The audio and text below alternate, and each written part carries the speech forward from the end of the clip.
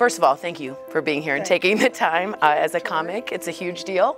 In 1967, you were given the Carol Burnett show, and it was a woman in a variety show. Yes. Nowadays, that's sort of normal. Amy Schumer's, we see that. Yeah. You were sort of the first. Well, I wasn't the first in variety. Dinah Shore was, but it was a musical variety show. I was the first in a comedy variety show. Did you feel a special sense of responsibility as a woman? No. Or did that not even come into it? It never occurred to me because it was all I knew, because I had started out on the Gary Moore show, and I was the second banana on that show. I was given all kinds of different characters and wonderful sketches to do.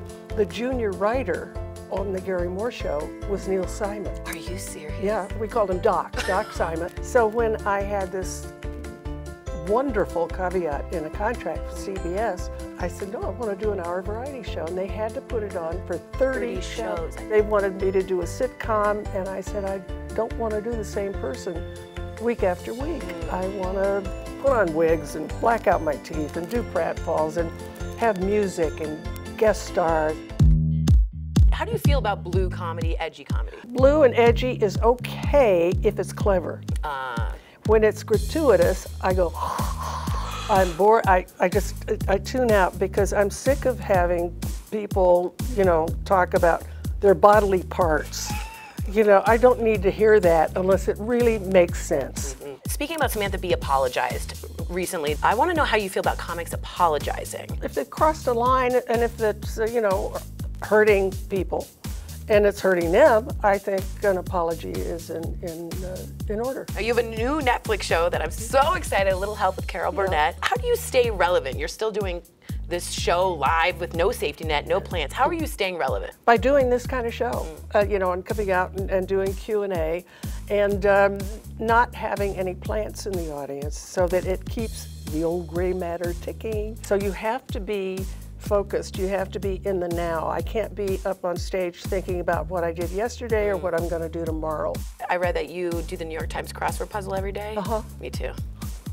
Yeah, but I'm peachy keen Monday through Wednesday. Forget it, Thursday, Friday. Sunday, sometimes I'm a little better. Me too.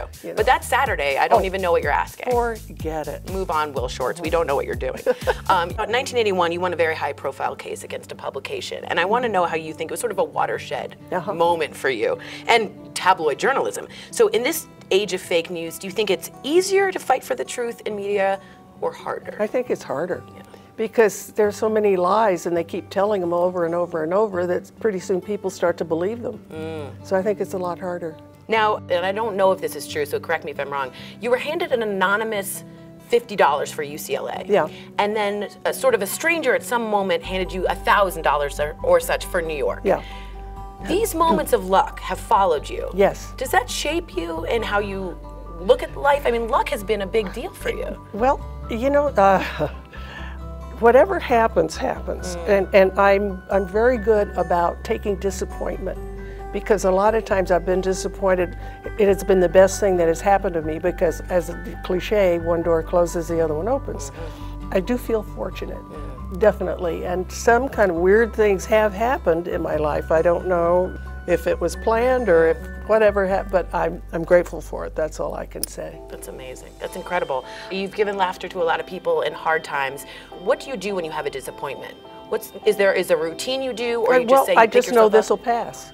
This will pass. But yeah, everything does. Yeah, that's true. Yeah, so it'll change. It'll change. And sometimes it can change on a dime. Wow, that's incredible. Well, for me, personal icon, it's hard not to get through this without crying, but one of your quotes was, and I want to know if you said this or not, but you said, I heard the laughter in my head. It wasn't a career. It wasn't a choice. It was a calling. And I want to thank you for taking that calling. Thank you. Thank you. Bless you. Thank you so much. Thanks, sweetheart. Appreciate it. Thank you. Oh, my. I got all of us. Oh, that's so sweet. Oh, no, thank you.